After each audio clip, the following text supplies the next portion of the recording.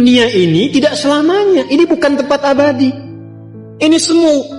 Dan kehidupan kematian yang berlangsung di dunia itu sejatinya memberikan kesan kepada kita untuk belajar. Kumpulkan bekal bagaimana caranya di dunia ini berhasil, di akhirat meraih kemuliaan. Itu yang dimaksudkan surah Al-Mulk itu. Surah 67 di ayat yang kedua. Walladzi khalaqal mauta wal hayata liyabluwakum ayyukum ahsanu amala. Ahsanu itu isim tafdil. Ya, dari kata hasanah tadi.